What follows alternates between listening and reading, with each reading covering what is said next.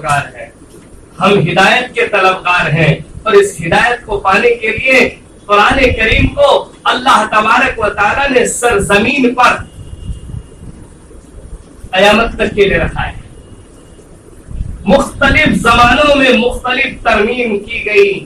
سابقہ کتابوں میں ترمیم ہو چکی اور ان کی امتوں نے اس کو قبول بھی کر لیا، لیکن اس امت نے قرآن کریم کے اندر ذرا بھی بگاڑا ہے اس کو قبول نہ کیا۔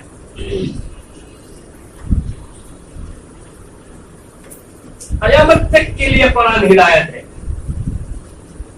ہمیں چاہیے کہ روزانہ اس کی تلاوت کرے، اس کو سمجھ کر پڑھنے کی کوشش کریں۔